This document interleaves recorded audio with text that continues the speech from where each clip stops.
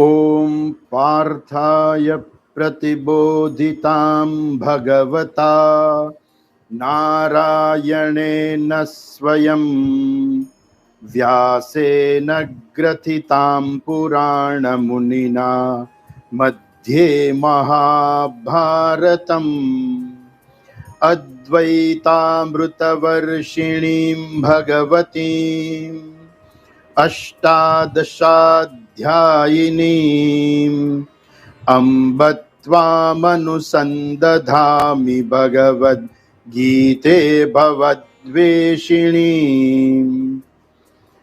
नमोऽस्तु ते व्यासविशालबुद्धे फुल्लारविन्दायतपत्रनेत्र येन त्वया भारततैलपूर्णः प्रज्वालितो ज्ञानमयः प्रदीपः प्रपन्नपारिजाताय स्तोत्रवेत्रैकपाणये ज्ञानमुद्राय कृष्णाय गीतामृतदुहे नमः। सर्वोपनिषदो गावः दोग्धा गोपालनन्दनः पार्थो वत्ससुतिर्भोक्ता दुग्धं गीतामृतं महत्। वसुदेवसुतं देवं कंसचाणूरमर्दनं देवकी परमानन्दं कृष्णं वन्दे जगद्गुरुम्। भीष्मद्रोणतटा जयद्रथजला गान्धारनीलोत्पला शल्यग्राहवती कृपेण वहनी कर्णेन वेलाकुला। अश्वत्थामविकर्णघोरमकरा दुर्योधनावर्तिनी सोत्तीर्णा खलु पाण्डवैरणनदी कैवर्तकः केशवः। पाराशर्यवचः सरोजममलं गीतार्थगन्धोत्कटं नानाख्यानककेसरं हरिकथा सम्बोधनाबोधितम्। लोके सज्जनषट्पदैरहरः पेपीयमानं मुदा भूयात् भारतपङ्कजं कलिमल प्रध्वंसिनः श्रेयसे। मूकं करोति वाचालं पङ्गुं लङ्घयते गिरिं यत्कृपातमहं वन्दे परमानन्दमाधवम्। यं ब्रह्मा वरुणेन्द्ररुद्रमरुतः स्तुन्वन्ति दिव्यैस्तवैः वेदैः साङ्गपदक्रमोपनिषदैः गायन्ति यं सामगाः। ध्यानावस्थिततद्गतेन मनसा पश्यन्ति यं योगिनः यस्यान्तं न विदुःसुरासुरगणाः। देवाय तस्मै नमः देवाय तस्मै नमः।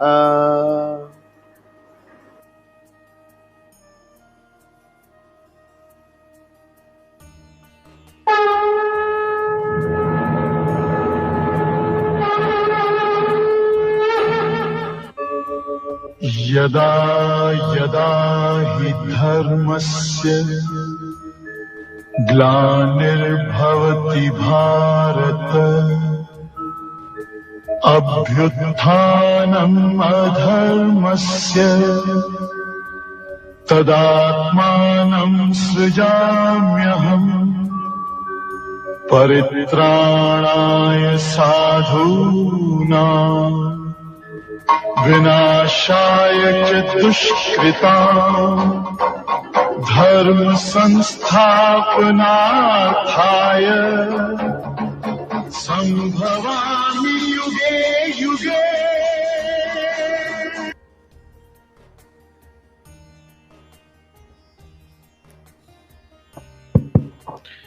सबके भीतर रहे हुए परमात्मा को वंदन। धर्म संस्थापनार्थाय संभवामि युगे युगे। कितनी बार न जाने हमने अब तक ये श्लोक सुना है, कितनी बार हम पूरे भाव विभोर भी हुए हैं, लेकिन एक क्षण शायद ऐसी नहीं आई जिस भाव में हम अपना संपूर्ण दे दें। जीवन में कभी भी एक क्षण भी ऐसी आ गई तो वही क्षण परमात्मा के प्रकटीकरण के लिए पर्याप्त होगी। ये न तो कोई काव्यात्मक वाक्य है मैंने जो अभी कहा, और न ही कोई सोचे समझे बिना कहा हुआ वाक्य है। कोई एक ऐसी क्षण जिसमें हम पूर्ण रूप से डूब गए, तब हम पूर्ण रूप से जागृत हो जाएंगे। आज के विषय का हेडिंग मैंने रखा है भगवान का आगमन और भगवान की मदद। जिस प्रकार हम जिस श्लोक से आगे बढ़ रहे हैं, एक बार एक शिष्य भगवान को प्राप्त करने के लिए अपने गुरु के पास गया। गुरु से बहुत विनती की, मुझे भगवान का अनुभव चाहिए, मुझे भगवान का अनुभव चाहिए। शिष्य थोड़ा व्यवस्थित था, गुरु बात टाल रहे थे। शिष्य बार बार कह रहा था, गुरु ने कहा आओ भगवान की बात करते हैं, सत्संग करते हैं, कुछ संस्कृत के श्लोकों का पठन करते हैं, कुछ पूजा करते हैं।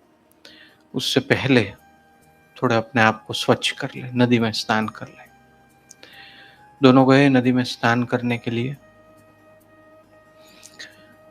स्नान कर रहे थे। वो जो व्यक्ति था, शिष्य था, वो बहुत आनंदित था कि मुझे भगवान मिलेंगे, ऐसी कुछ बात गुरु करने वाले हैं। आनंदित होकर स्नान कर रहा था और उनके गुरुजी ने उनको अचानक से बोची में से पकड़कर नदी में डुबो दिया। बहुत पीड़ा हुई उसको, श्वास लेने में बहुत तकलीफ हुई। थोड़े समय में उसको लगा कि अब श्वास नहीं ले पाऊंगा, तभी गुरुजी ने उसको ऊपर कर दिया। अपना कोई बिजनेस पार्टनर हमें नुकसान पहुंचाने का प्रयत्न करे तो हमें कितना दुख होता है। हमारे कोई कुटुंब के सगे संबंधी हमें नुकसान पहुंचाने का प्रयत्न करे तो कितना दुख होता है। अब उस व्यक्ति को लगा कि ये मेरे गुरु तो मेरे जीवन का अंत लाने का प्रयत्न कर रहे हैं, तो उसको कितना दुख हुआ होगा। बहुत चिल्लाया, पहले तो अच्छी तरह से श्वास ले लिया, फिर बहुत चिल्लाया, ये आपने क्या किया, आप क्या कर रहे हैं, बुद्धि है या नहीं, अरे आप मनुष्य है या नहीं, हम तो आपको गुरु मानते हैं, हम तो आपको भगवान का स्वरूप मानते हैं, आप तो वैसे हैं, आप तो ऐसे हैं। गुरुजी ने कहा ठीक है, आपको जो भी मुझे कहना है आप मुझे कह दीजिए, लेकिन मेरे एक प्रश्न का मुझे उत्तर दीजिए। उसने कहा बताइए क्या प्रश्न है। आज तक तो हम आपको प्रश्न पूछते थे, आज आप हमें प्रश्न पूछ रहे हैं। मेरा आपसे आज से कोई संबंध नहीं रहेगा, लेकिन आप ये प्रश्न पूछना चाहते हैं, पूछ लीजिए, मैं उसका जवाब देकर आपको निकल जाऊंगा। गुरुजी ने पूछा कि आप मुझे कुछ दिन पहले कह रहे थे कि आपके बिजनेस में आपको 5 करोड़ का घाटा गया है, तो आप जब नदी में डूबे हुए थे, आप उस 5 करोड़ के घाटे के बारे में विचार कर रहे थे? उसने कहा नहीं। गुरुजी ने कहा फिर से सोच के बताइए, तनिक भी उसके बारे में विचार कर रहे थे? उसने कहा नहीं। गुरुजी ने कहा कि आपके घर में एक बहुत बड़ा कोर्ट केस चल रहा है, कुछ 5-7 सालों से चल रहा है, आप उसके बारे में विचार कर रहे थे? उसने कहा नहीं, मैं कैसे विचार करता, बुद्धि है या नहीं आप में? गुरु के प्रति पूर्ण द्वेष और रोष निकल आया था, इसलिए कोई भी शब्द इस्तेमाल वो कर रहा था।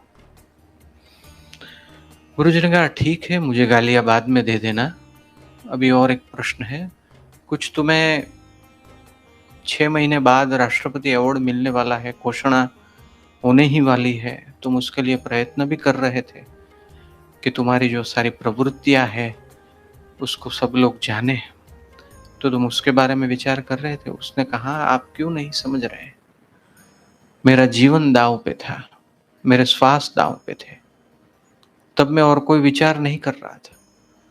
गुरुजी ने पूछा तो तुमने बहुत प्रयत्न किया होगा निर्विचार रहने के लिए।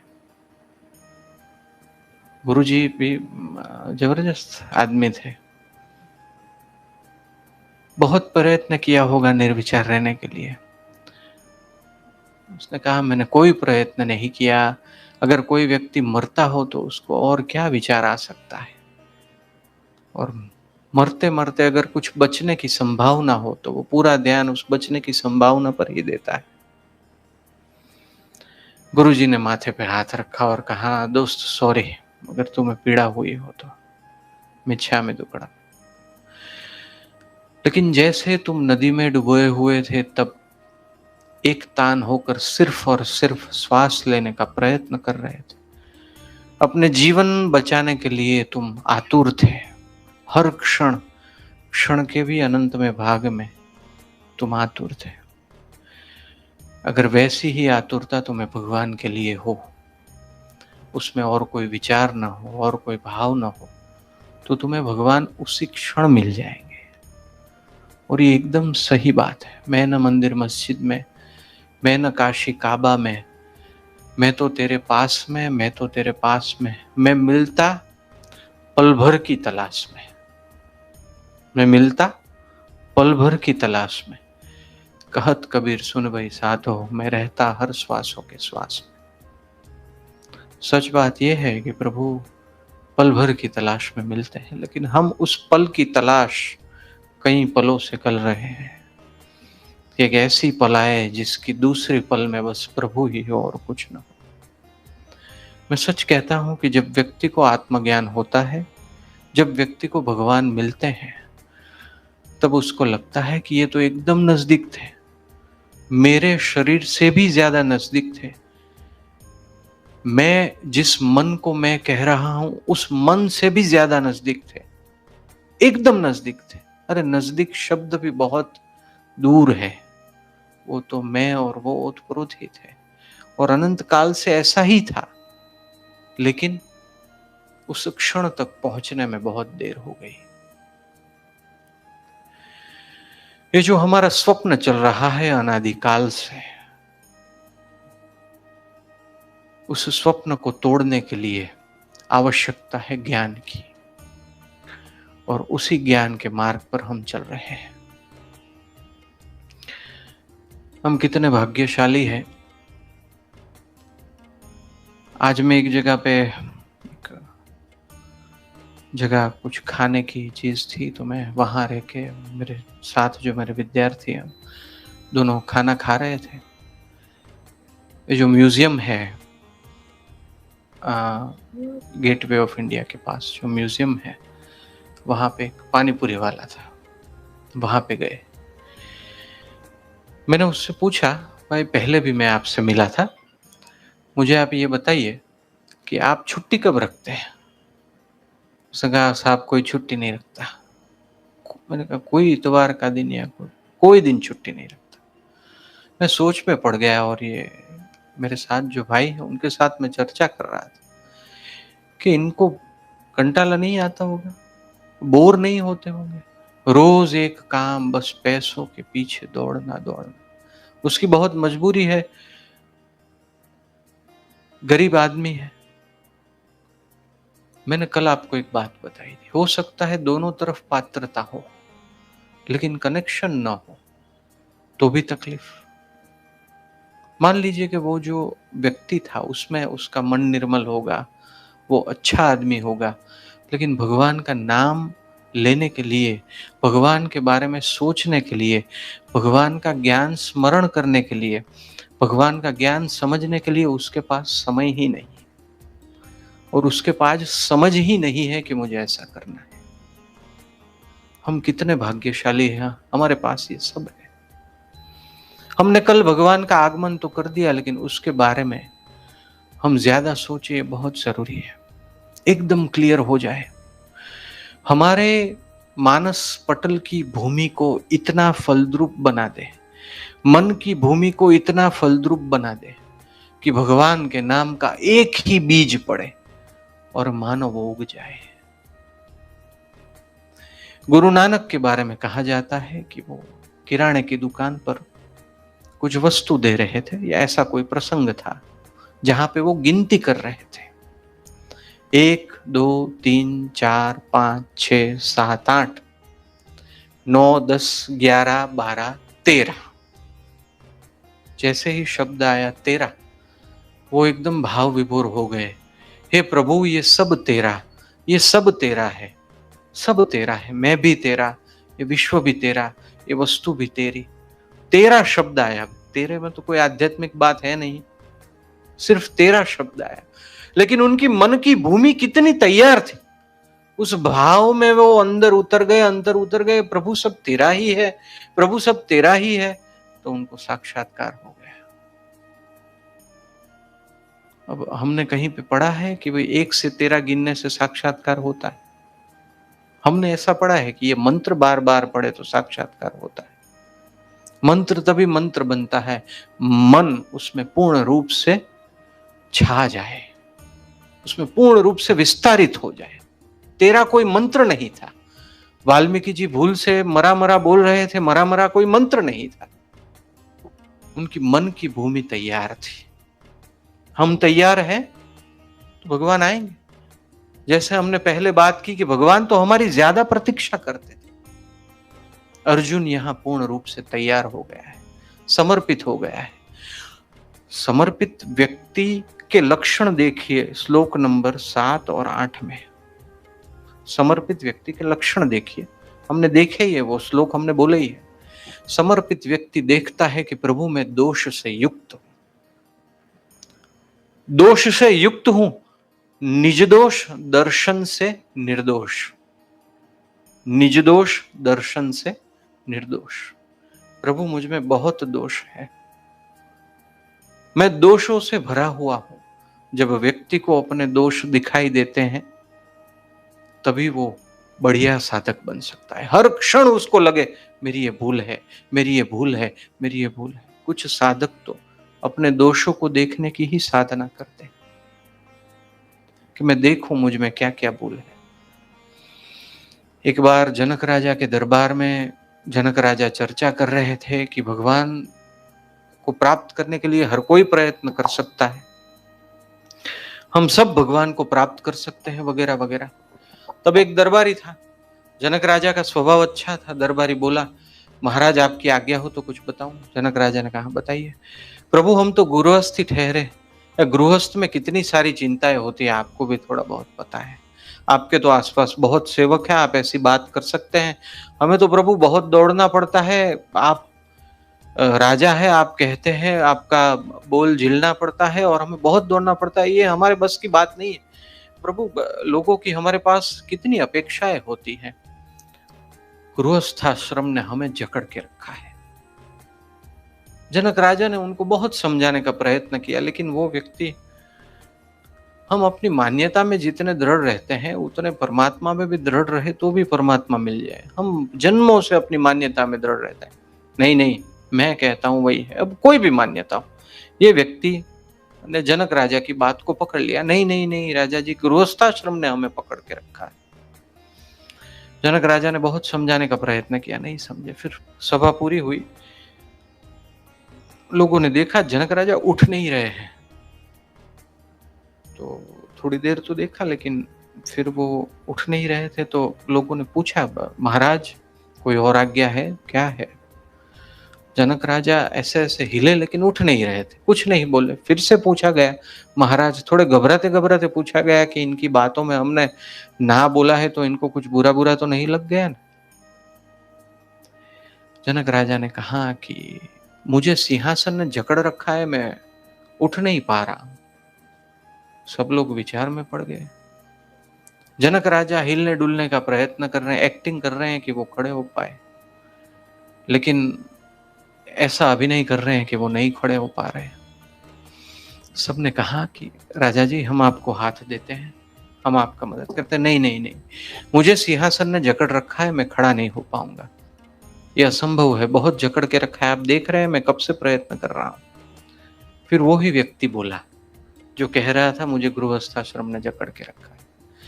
उस व्यक्ति ने कहा कि राजा जी आपकी भूल है, सिंहासन किसी को जकड़ के नहीं रखता, आप ही उस पर आरामदायक पोजीशन से बैठे हुए हैं, आप खड़े हो जाइए, देखिए सहज है खड़ा होना।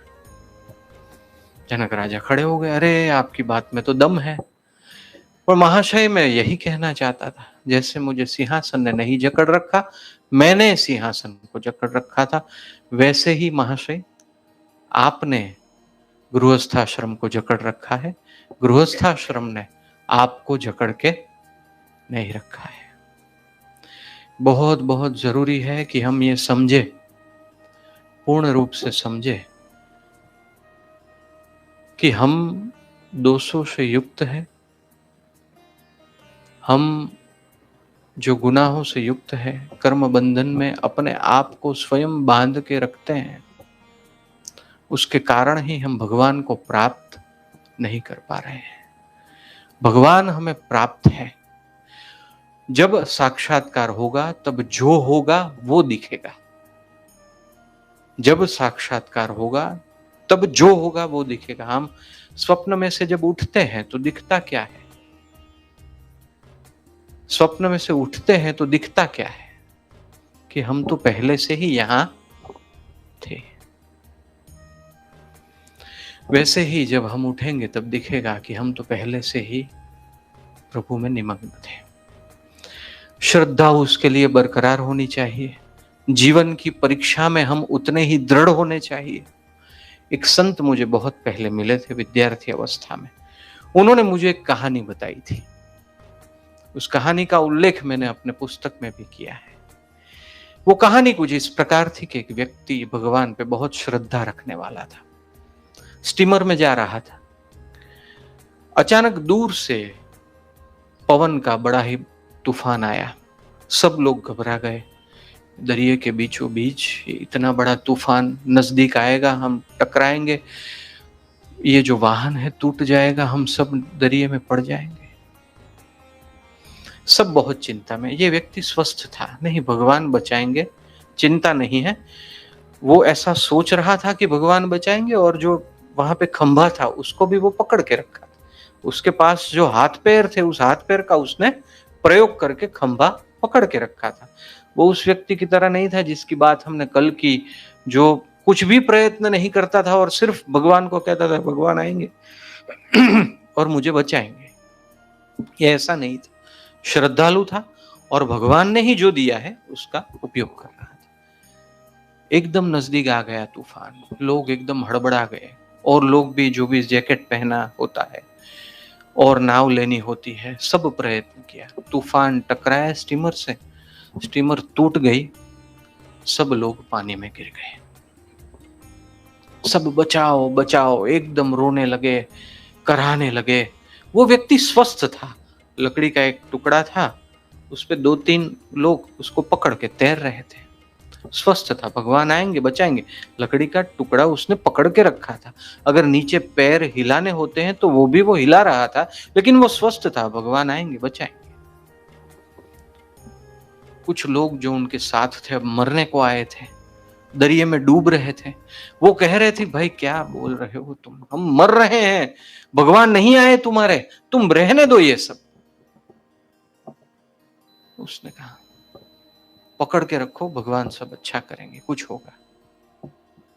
दूर क्षितिज पर से भगवान आए अपने वाहन में बैठ के, दूर क्षितिज पर से। वाहन बड़ा था, सब जो अलग अलग वस्तुओं के सहारे तैर रहे थे, उसमें से लगभग 60-70% लोगों को भगवान ने हाथ पकड़ के अपने वाहन में बिठा लिया। जब भगवान को आते सबने देखा, तब सबको उसकी श्रद्धा पर बहुत ही मान आया। सब डूब रहे थे, मर रहे थे, लेकिन 60-70% लोगों को ही भगवान बचा के ले गए, जो बाकी था उसमें ये भी था। अब भगवान तो चले गए, फिर भी वो स्वस्थ था। भगवान आएंगे और मुझे बचाएंगे। फिर भगवान आए, वो सब जो बाकी थे वो सब लोग बहुत खुश हो गए। भगवान आए, सबको एक एक करके भगवान ने उठाया, सबको, अब कोई बाकी नहीं रहा, लेकिन उसको नहीं उठाया। भगवान और सबको लेके चले गए, सबको लेके चले गए।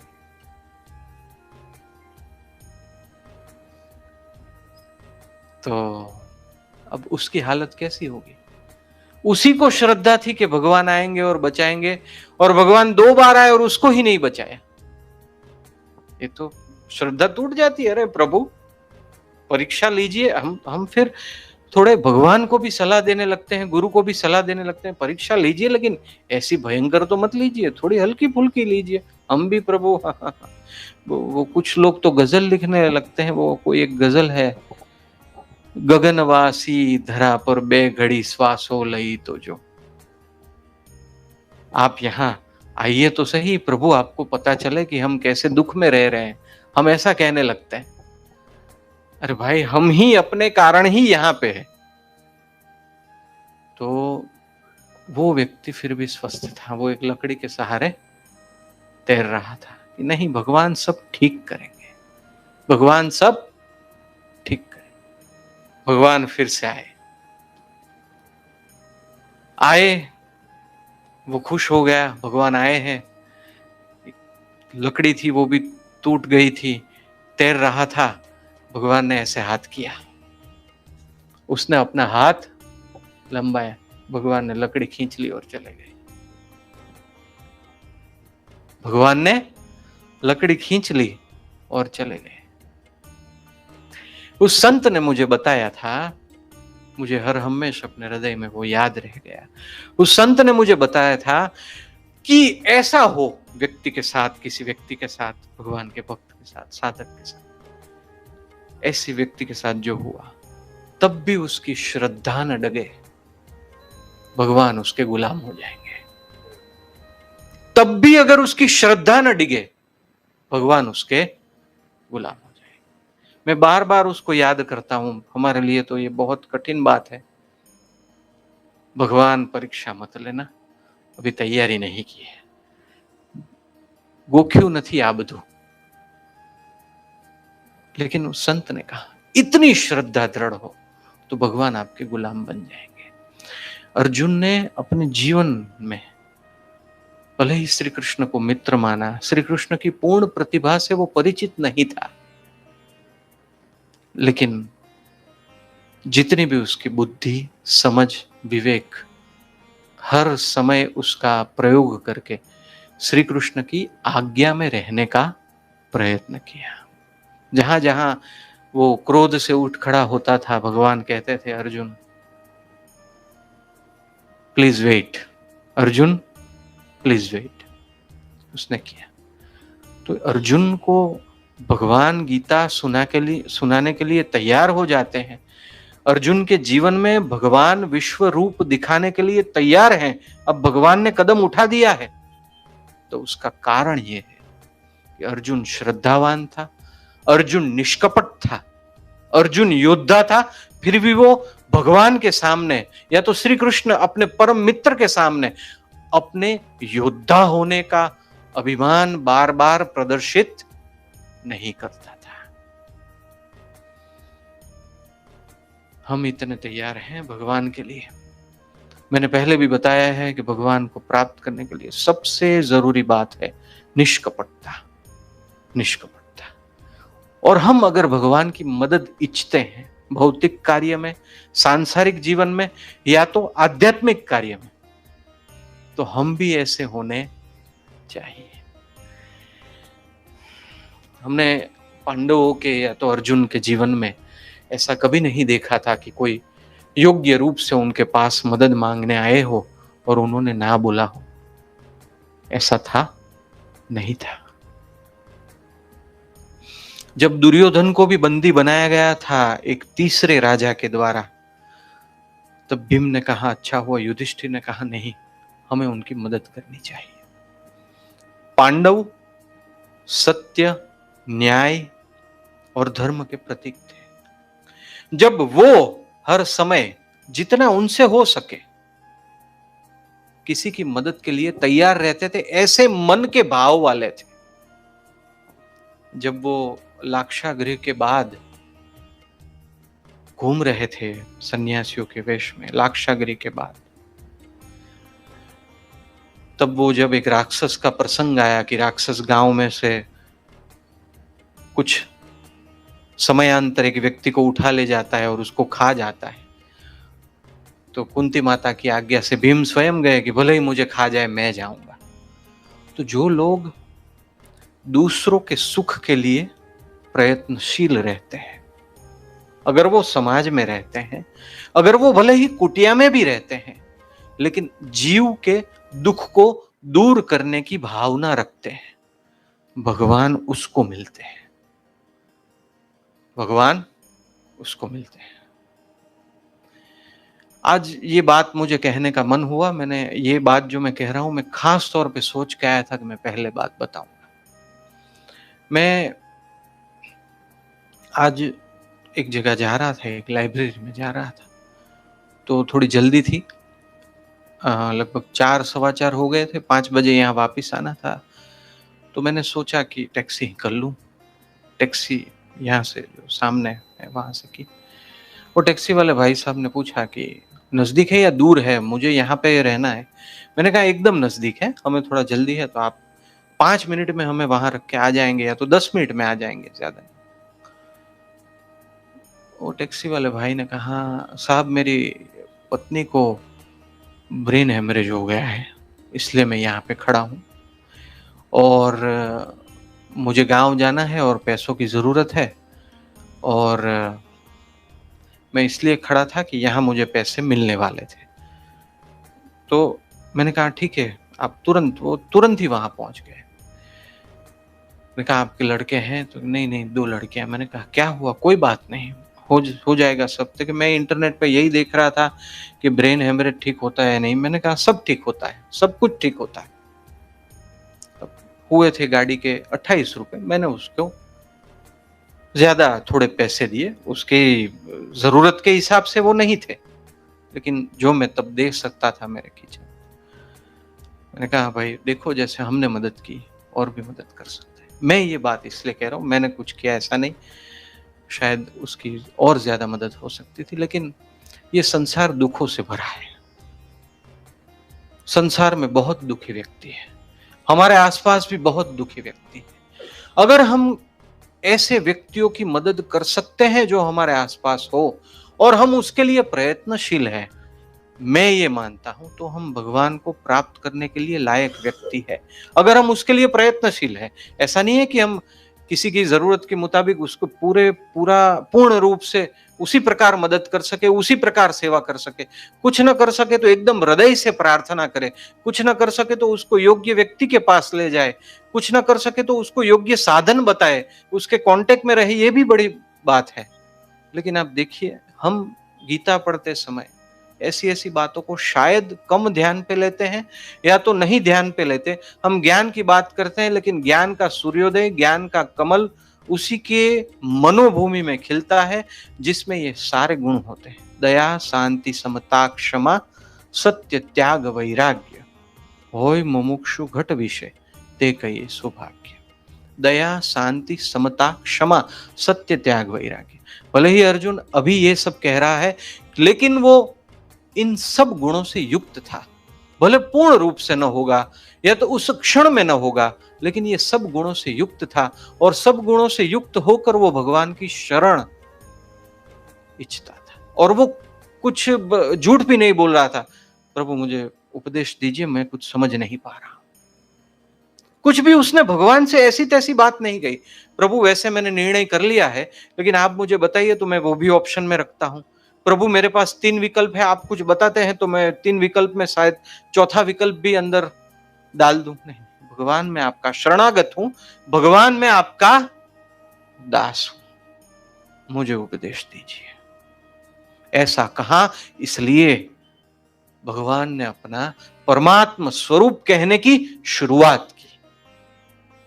हमारे महापुरुष कुछ बातें रूपक के तौर पर कहते हैं, कुछ बातें जैसी की तैसी कहते हैं, और कुछ बातें जैसी की तैसी कही हो तो भी वो बहुत सारे रूपकों के साथ मिलती है, मिलती जुलती है।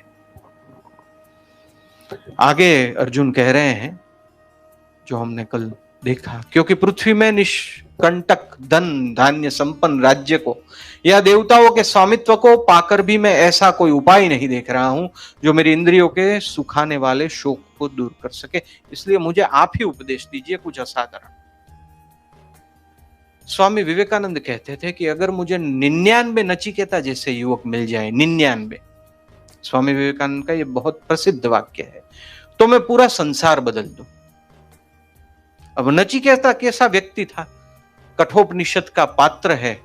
उसके पिताजी ने क्रोध में, थोड़े अहंकार में उसको मृत्यु के देवता को दान कर दिया है, और वो निर्भीक होकर वहां पे जाता है क्योंकि उसको सत्य को जानना है। मार्ग में अत्यंत बाधाएं आती है, मार्ग में अत्यंत भय आते हैं। देखिए, कभी कभी मैं बताऊं मनोविज्ञान के तौर पर कि व्यक्ति को लोभ से भी ज्यादा अगर कोई चीज गिरा देती है तो वो है काल्पनिक और भ्रमित भय, क्योंकि भय में कल्पनाएं ज्यादा होती है, बहुत कल्पनाएं होती है, और कल्पनाएं हमें ज्यादा डराती है। हर डर काल्पनिक नहीं होता, लेकिन बहुत सारे डर काल्पनिक होते हैं। उसको बहुत डराया भी गया, ऐसी भी सिचुएशन थी, सहज रूप से ऐसी सिचुएशन।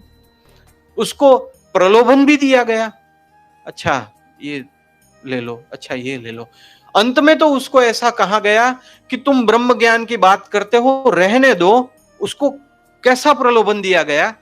नचिकेता को बोला गया कि तुम्हें तीनों लोकों का साम्राज्य तुम कहते हो उतने समय तक देते। ऐसा नहीं कहा 200 500, तुम कहो उस समय तक तीनों लोकों का साम्राज्य तुम्हें दे देते हैं, ये ब्रह्म ज्ञान रहने दो। नचिकेता ने ऐसा नहीं किया। एक मिनट जरा सोच के बताता हूं, ऐसा नहीं। वो केबीसी में आता है फोन अ फ्रेंड, भाई क्या करूं, ऐसा नहीं किया। मम्मी को फोन नहीं लगाया, मम्मी आप कह रही थी मैं कुछ नहीं कर सकता, देखो।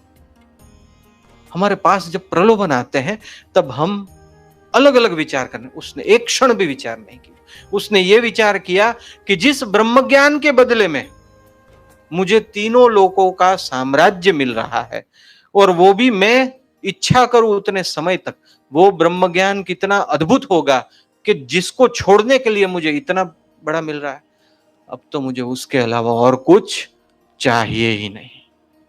जब हमें उसके अलावा और कुछ नहीं चाहिए तब हमें मिलेगा। हम सारी दिशाओं में से प्रयत्न करके थक गए होंगे, मेरे चेहरे पर भी रुआटे खड़े हो गए।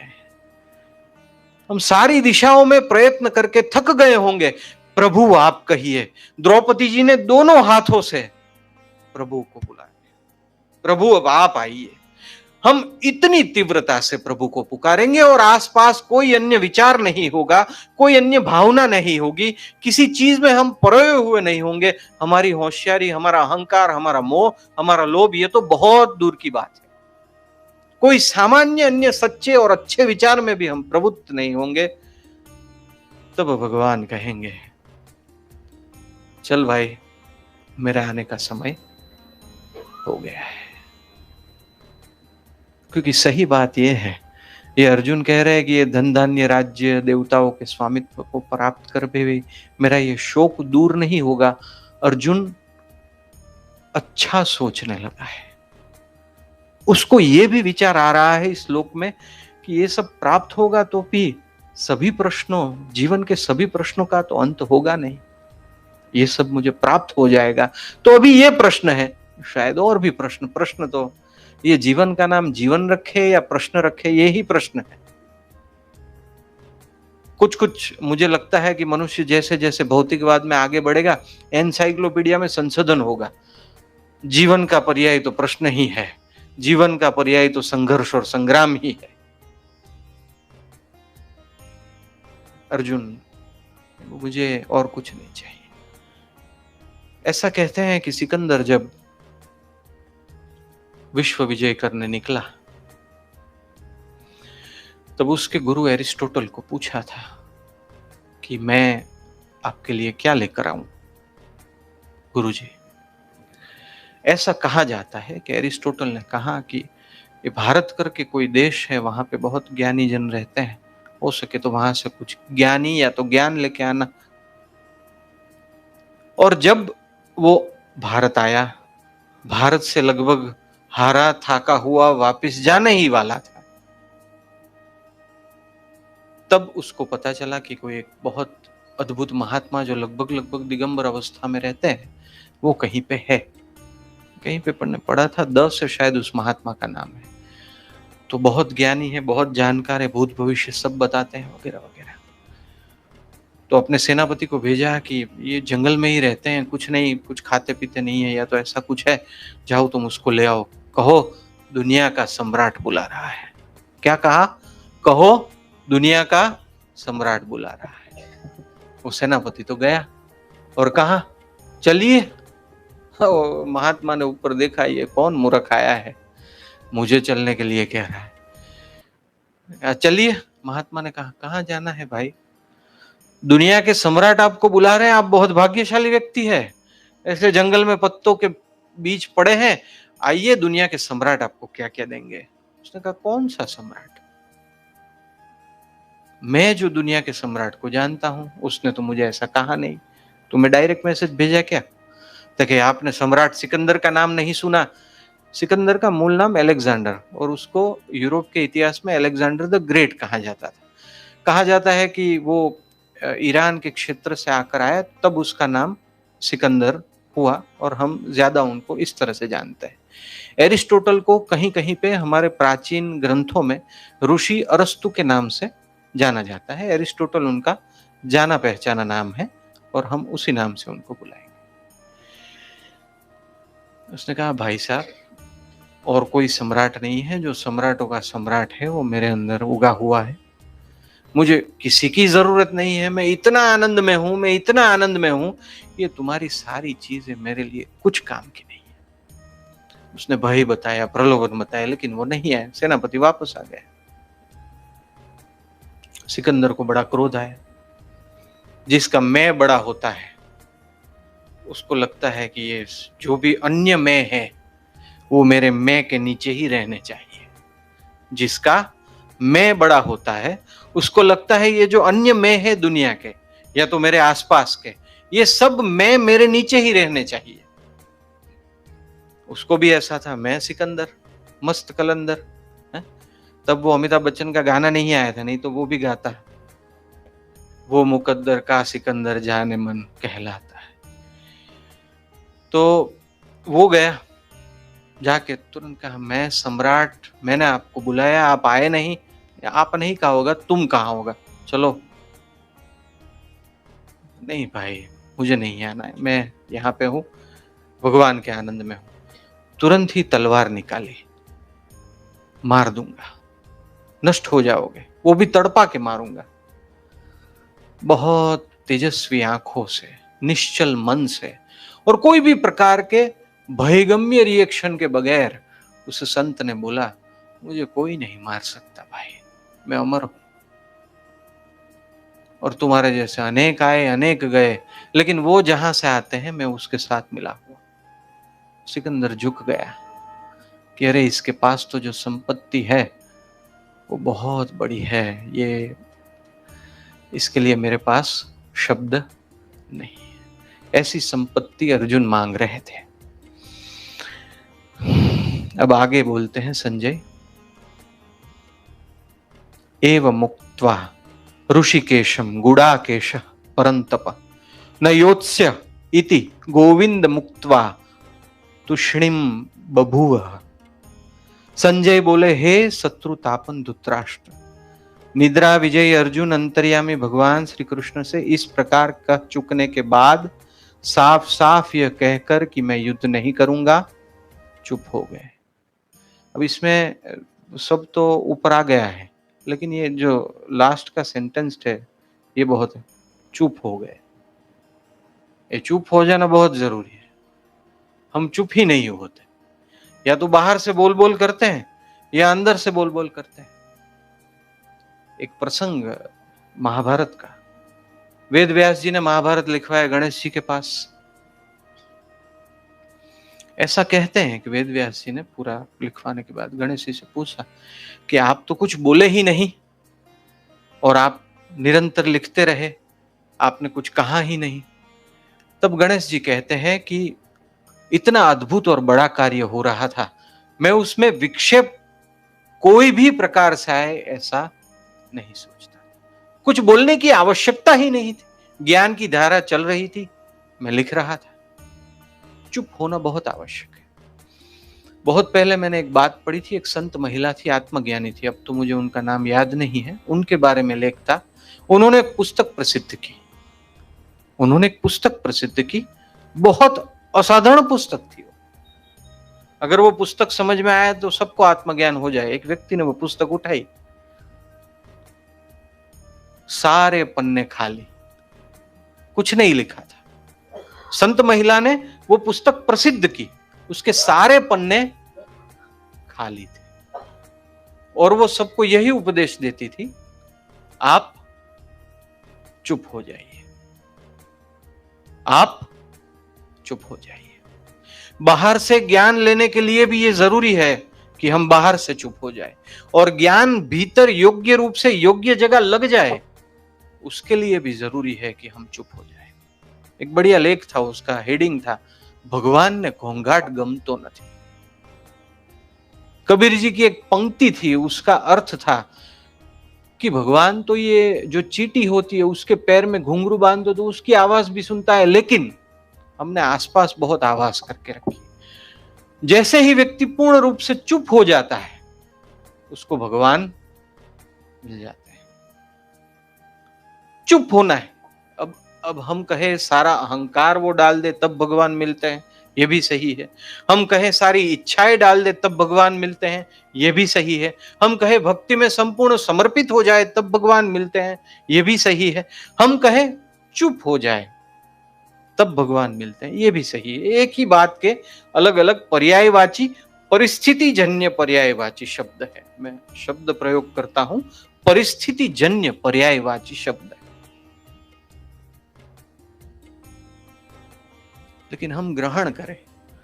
एक मेरा इंटरव्यू था अभी एक संस्था में, तो वो मैंने इंटरव्यू मेरे दोस्त को भेजा, तो उसने पूरा इंटरव्यू YouTube पे सुना जी। हाँ जी। फिर मैंने कहा, क्या तुमने क्या ग्रहण किया उसमें से, बोलो। उसका हेडिंग था, भारतीय संस्कृति तरफ पाछा वड़ी है। उसने कहा, मैंने एकदम एक साथ कोई भी स्टॉप लिए बिना पूरा आपका इंटरव्यू सुना, बहुत मजा आया। मैंने कहा, क्या भाई तुमने प्राप्त किया? मैं देख रहा था आप कितना अच्छा बोलते हैं। ये देखने के लिए नहीं था कि मैं कितना अच्छा बोलता हूं, ये देखने के लिए था कि इसमें तत्व क्या है। हम भगवान को भी अगर देख लें तो भी हमारे पास भगवान को फिर से न मिलने के लिए, इसके लिए इतने विचार उपयुक्त हैं कि भगवान भी सोच में पड़ जाएगी। इतने विकल्प तो मैंने भी नहीं सोचे थे। वो मेरा मित्र अच्छा आध्यात्मिक व्यक्ति है और अच्छा पुरुषार्थ कर रहा है, लेकिन उसने मुझे ये कहा कि मैं ये देख रहा था कि आप कितना अच्छा बोलते हैं।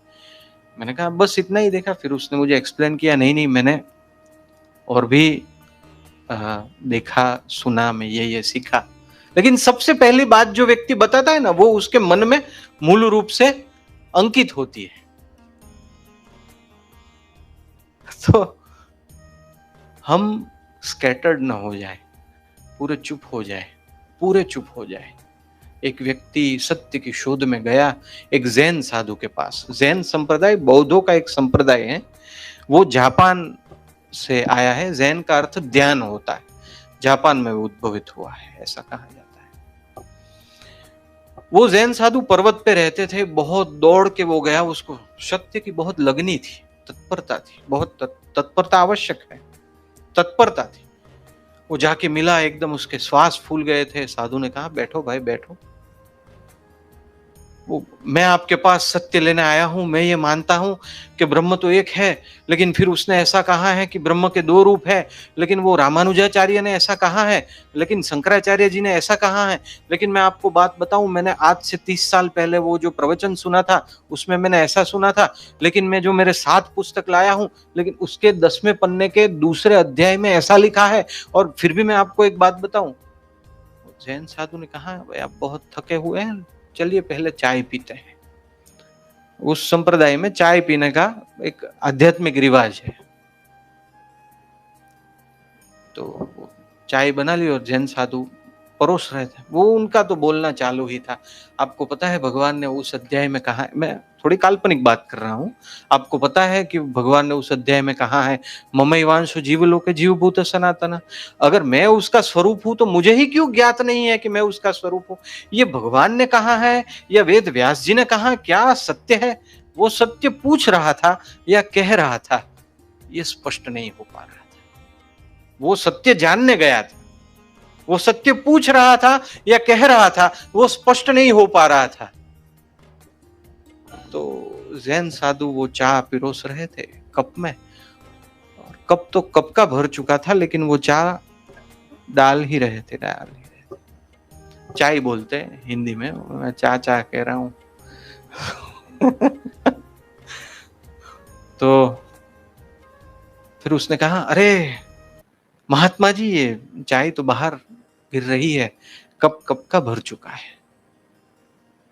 महात्मा जी ने कहा क्या बात है, लेकिन नहीं नहीं, ये जो भी आप डाल रहे हैं सब बाहर निकल रहा है, अंदर नहीं जा रहा है, कप तो कप का भर चुका है। महात्मा जी ने नहीं, ये मैं दूसरी गर्म चाय लाया हूं इसलिए डाल रहा हूं। तो महात्मा जी, आप इतने बड़े व्यक्ति, सब आपको मानते हैं, और आप कह रहे मैं दूसरी चाय लाया, कप कप का भर चुका है, इसमें और कुछ नहीं जाएगा। आप गर्म चाय लाए तो पहले कप खाली कीजिए फिर डालिए। महात्मा जी ने कहा तुम भी ऐसा करो ना यार, तुम भी ऐसा करो, थोड़े खाली हो, थोड़े तो खाली हो। ये भर भर के मेरे ऐसा मानना है, मेरा ऐसा मानना है। हम कहे, प्रश्न पूछे, शंका करे, उसमें कोई हर्ज नहीं है, उसमें कोई हर्ज नहीं है। लेकिन अगर हम जहां पे सत्य ढूंढने जाते हैं, वहां पे जो परिस्थिति में हमें अपने आप को बाहर से और मन से ढालना है, वैसे हम ऐसा करके ही बैठे। महात्मा ने तब वो समझा, हाँ हाँ हाँ ठीक है ठीक है। लेकिन महात्मा जी वो 8वें श्लोक में महात्मा ने कहा हम कल मिलते हैं, तुम थोड़ा और अभ्यास करके आओ। इसमें इतनी गलती भी नहीं है, लेकिन ये जरूरी है कि जब हम ज्ञान लेते हैं तो हम थोड़ा नए तरीकों को जानने के लिए तैयार भी हो। मैं संपूर्ण रूप से ऐसा नहीं कहूंगा कि हमारा मन खाली करे। अब मन हम संपूर्ण रूप से न भी खाली कर पाए, लेकिन हमारा अहंकार, हमारी सब भावनाएं, और सब जो कहते हैं कि मान्यताएं, ये मान्यता ने सबसे ज्यादा नुकसान किया। मैं ये मानता हूं साधक होने के बाद अच्छी मान्यताएं, जब हम आगे बढ़ते हैं, सर्वोच्च पद के लिए आगे बढ़ते हैं, तब मान्यताएं निकालना बहुत जरूरी है। मुश्किल भी है, जरूरी भी है। तब फिर जब आप भगवान को समर्पित होके जाएंगे, भगवान आपको अलग अलग तरह मदद करेंगे। ये भगवान संजय बोले, अर्जुन ऐसा ऐसा करते हैं, साफ साफ कहते हैं मैं युद्ध नहीं करूंगा, और फिर अर्जुन चुप हो गए। हे भारत, इस तरह दोनों सेनाओं के बीच में शोक करते हुए उस अर्जुन से भगवान श्री कृष्ण मुस्कुराकर यह वचन कहने लगे। मुझे नहीं पढ़ना था, लेकिन मैं इसकी बात करना चाहता हूं। भगवान मुस्कुराकर ये वचन कहने लगे, भगवान क्रोधित नहीं हुए। अरे ये अर्जुन, मैं भी द्वारका से यहां आया, इसकी इतनी मदद की। भगवान मुस्कुरा कर बोले, भगवान को तो सब पता होगा कि ये कहने वाला है, अद्भुत ज्ञान उसको मिलने वाला है, और ये जो ज्ञान मिलेगा वो हजारों साल बाद, 5000 साल बाद प्रेमपुरी में भी उसकी हर रोज चर्चा होती होगी। भगवान जब गीता कह रहे होंगे तब उनको तो ये भी ज्ञान होगा कि कहां कहां उसकी चर्चा होने वाली है। भगवान तो भगवान है। आज का जो मैंने कहा कि आज के प्रवचन का हेडिंग है भगवान का आगमन, लगभग लगभग हो चुका है, और भगवान की मदद। तो भगवान की मदद, ये भगवान मुस्कुराकर बोले, यानी भगवान ने अर्जुन की और मदद करना है। भगवान तो ऑलरेडी उनकी मदद में थे ही, सारथी भारती बन चुके थे, भगवान तो संपूर्ण रूप से उनके मदद में थे, लेकिन और मदद करना चालू कर दिया भगवान ने। चलो और एक मदद। स्वामी विवेकानंद घूम रहे थे परिवाजरक के तौर पे भारत में, इतने प्रसिद्ध नहीं थे, अब तक उन्होंने वो विश्व प्रसिद्ध व्याख्यान नहीं दिया था। 3-4 दिन से भूखे थे, बहुत भूखे थे स्वामी विवेकानंद, लेकिन प्रभु को समर्पित थे, मिलेगा ठीक है चले। एक ट्रेन के डिब्बे में जा रहे थे, वहां पे एक व्यापारी था। पुस्तक में आता है एक व्यापारी स्वामी विवेकानंद के सामने देख के हंसी उड़ा रहा था। इतने हट्टे कट्टे हैं ये लोग, भिक्षा मांग के खाते हैं, कामकाज करते नहीं है, मेरे पास तो देखो मालपुआ है। और स्वामी जी को बराबर चिढ़ाने का प्रयत्न कर रहा था, और वो देखते हैं वैसे खा रहा था और उनको चिढ़ाने का बराबर प्रयत्न कर रहा था। स्वामी जी तो कुछ नहीं बोलते थे। तभी एक जगह गाड़ी खड़ी रही और एक व्यक्ति स्वामी जी को ढूंढते हुए आया, ये सत्य घटना है, और उसने स्वामी जी के सामने अच्छा खासा खाना रखा। ये आपके लिए है स्वामी जी। स्वामी जी ने कहा भाई आपकी भूल हुई होगी, आप और कोई के लिए लाए होंगे, मैं आपको नहीं पहचानता, आप भी मुझे नहीं पहचानते, कोई आपको लगा होगा और कोई सन्यासी हो, आप ही के लिए मैं लाया हूं। वो व्यापारी देख रहा था, स्वामी जी की बहुत उड़ाई उसने, वो व्यापारी देख रहा था। स्वामी जी ने कहा आपकी सचमुच भूल हुई है, मैंने नहीं मंगवाया, मैं आपको जानता भी नहीं हूं और आप भी मुझे नहीं जानते। उस व्यक्ति ने कहा मैं दोपहर को अपनी दुकान थोड़ी सी बंद करके सो रहा था। वो व्यक्ति राजकोट का नहीं था, फिर भी वो दोपहर को सो रहा था। वो राजकोट के लिए जोक आता है ना। मैं थोड़ा जैसे ही मैं सोया, मुझे स्वप्न में भगवान आए, मेरे इष्ट देव आए और आपका चेहरा बताया और कहा ये मेरा भक्त है, भूखा है, यहां मिलेगा, जाओ उसको खाना दो, इसलिए मैं आया हूं। ये फिर से चेहरे के खड़े हो गए। दाढ़ी करके आया हूं तो भी फिर भी है, मुझे लगता है वो रेजर बदलना पड़ेगा।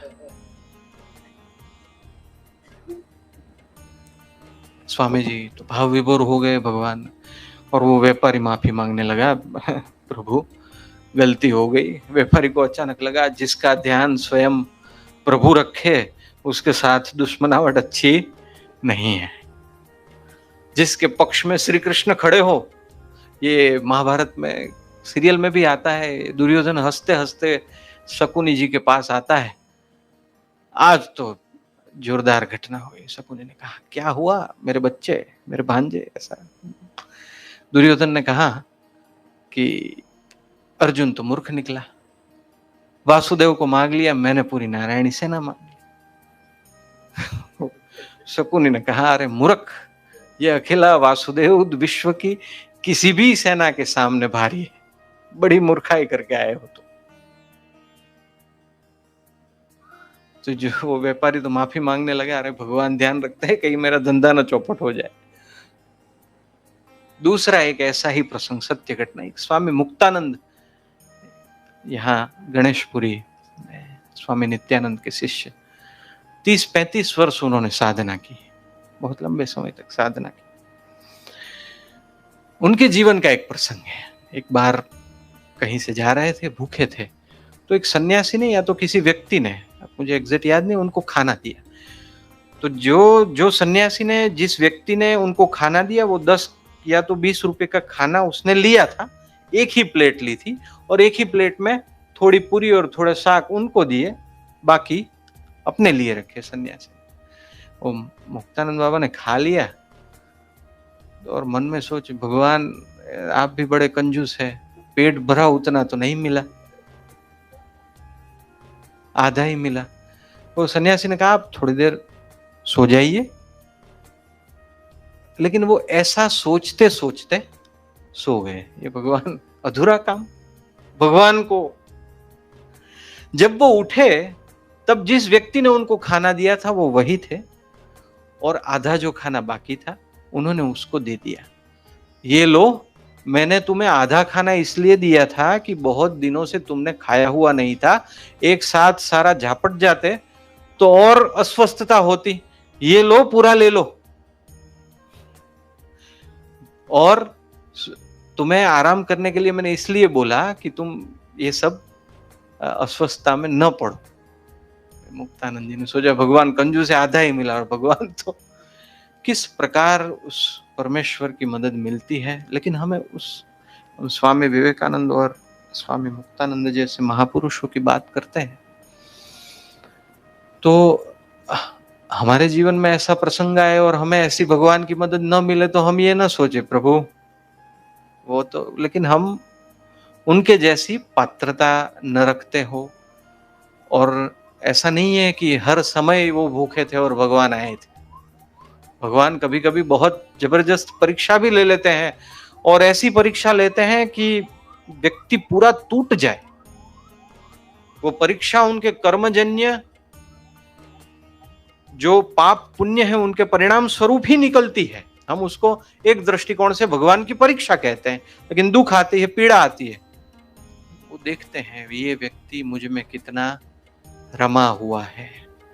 वो लकड़ी भी छीन लेते हैं, फिर भी देखते हैं इसके मुंह पे कुछ बदला नहीं बदला, तो चलो मैं आ जाता हूं, रुको मेरा दर्शन तो कर लो। तो भगवान का आगमन और भगवान की मदद, इसके बारे में हमने आज बात की। बात करने के लिए मेरे पास और बहुत बात है, मैं ये खोल के रखता हूं, लेकिन जो 2 दिन पहले प्रकाश भाई से बात हुई, ये देखने की जरूरत ही नहीं पड़ती, क्योंकि आपके पुण्य है तो भगवान को आप सबको बताना है, तो मेरे जैसे सामान्य व्यक्ति के मुख से ये सब कहलवा रहे हैं। हमारी तो प्रभु से यही प्रार्थना है, हम शुद्ध हो, निष्कपट हो, प्रभु को प्राप्त करने की हमारे मन में तत्परता हो, जिज्ञासा हो, और तत्पर, जितना व्यक्ति जितना तत्पर होता है, ये एक बहुत जाहिर रहस्य है। रहस्य भी कैसा जाहिर, जितनी ज्यादा तत्परता उतने प्रभु नजदीक आएंगे। वो तो एक बहुत प्रसिद्ध फिल्म में भी एक डायलॉग आता है, शाहरुख खान की ओम शांति ओम फिल्म है, बहुत प्रसिद्ध हुई थी उस समय। अगर किसी चीज को बहुत शिद्दत से चाहो तो पूरी कायनात उसको पूरा करने के लिए। अब ये तो बात हमने सुनी है, तो ये तो बड़ी बड़ी शास्त्रों की ही बात है, बड़ी शास्त्रों की बात है कि अगर हम हृदय से जंख ना करें। ऐसा क्यों कहा है कि आप जैसा विचार करेंगे वैसी दुनिया बन जाएगी? ऐसा ही है, आप जो सोचेंगे कि मुझे ये चाहिए, उस तरफ आपके पुण्य के परमाणु गति करेंगे। जितने आपके पुण्य होंगे उस हिसाब से आपको वो मिलेगा। एकदम क्लियर कट हिसाब है। हमारे मन का एक पाप थोड़ा ये भी है, पाप कहे या तो अनजाने में किया हुआ पाप, कि हमने बहुत सरल धर्म को बहुत कठिन बना दिया है। ऐसा क्यों कहा जाता है कि विद्वान को भगवान मिले न मिले, ऐसा हो, लेकिन एक भले भोले व्यक्ति को भगवान मिलने की संभावना सबसे ज्यादा है। भोला भोला कहाँ है? मूर्ख नहीं कहा, भोला भोला व्यक्ति। हाँ, कुछ कुछ बातों में मूर्ख भी हो जाता है, लेकिन जो सरलता से शरणागत हो जाता है। और एक बहुत बड़ी बात, अगर कोई भला भोला व्यक्ति कुछ गलत जगह भी झुक गया जहां पे भगवान नहीं है, या तो मान लिया किसी गुरु को भगवान का स्वरूप, लेकिन वो भगवान के स्वरूप नहीं है। जैसे धन्ना जाट बहुत पीछे पड़ गया था वो कथाकार के, तो कथाकार ने रास्ते में से एक पत्थर उठा के दे दिया था, इसमें भगवान है। तो अगर पूर्ण रूप से जहां भी झुका जाएगा भगवान वहीं से प्रकट हो जाएंगे। वो भगवान ने प्रहलाद को कह के नहीं रखा था कि खंबे में भी मैं आ जाऊंगा। प्रहलाद को पता था भगवान तो सर्वत्र है, कहीं से भी आएंगे, कहीं से भी प्रकट होंगे और मेरा कल्याण होगा, मेरी मुक्ति होगी। बहुत सारी बातें करनी है, आगे करेंगे। भगवान को केंद्र में रख के, भगवान को प्राप्त करने के विचार को केंद्र में रख के हमने ये 4 दिन बात की है। हमने जो भी बात की है भगवान को प्राप्त करने के विचार को केंद्र में रखते हुए बात की है। और मैं एक छोटा सा चमत्कार भगवान का बताऊं प्रकाश भाई, हर बार मेरे साथ जब मैं प्रेमपुरी में आता हूं तब होता है, हर बार। आप मुझे क्या, जैसे मैंने आपको पूछा थोड़े समय पहले कि कौन सा श्लोक, तो आपने कहा कि पहला अध्याय का आखिर होगा, थोड़े समय पहले बात हुई। मैंने देखा पहले अध्याय के आखिर में क्या है, अच्छा मैंने कहा ऐसा ऐसा है। फिर आपने मुझे बताया कि दूसरे अध्याय का है, तो फिर मैंने दूसरे अध्याय का ये श्लोक, अरे मैं आनंदित हो गया, फिर ये तो बहुत बढ़िया है। तीनों बार ऐसा हुआ, हाँ, तीनों बार ऐसा हुआ कि प्रकाश भाई कहते हैं शायद ये आएगा, और मुझे जब मैं आता हूं तब ऐसा श्लोक आता है जो मुझे एकदम प्रिय होता है और वही आ जाता है। ये मैं सच बता रहा हूं, तीनों बार। ये दर्शन भाई मेरे साथ है, उनको पता है, मैंने उसको बताया था। तो ये भगवान की बड़ी कृपा है, और भगवान की ऐसी ही कृपा हम पर बने रहे। हम सब भूल से भरे हुए व्यक्ति हैं, हम सब पाप से भरे हुए व्यक्ति हैं। जगत के साथ हम अपने आप को बिठा के रखें तो शायद हम थोड़े अच्छे व्यक्ति होंगे, लेकिन उच्च साधु सन्यासियों का जीवन अगर हम अपने जीवन के साथ बिठाए तो हम तो अभी बहुत छोटे हैं, बहुत कुछ करना बाकी है। और जो भी बाकी है, सबसे बड़ी बात यह है कि जो भी बाकी है वो इतने समय में पूरा करना है। सबसे बड़ी बात यह है, जो भी बाकी है वो इतने समय में पूरा करना है। भगवान की कृपा से ये होगा। हम यहाँ बैठे वो भी उसकी कृपा, हमको ये समझ में आया वो भी उसकी कृपा, हम बोल सके, हम सुन सके वो भी उसकी कृपा, हम उसकी कृपा का विचार कर सकते हैं, उसकी कृपा को थोड़ा समझ सकते हैं, वो भी उसकी कृपा। प्रभु सबका कल्याण करे। सबके भीतर रहे हुए प्रभु को वंदन।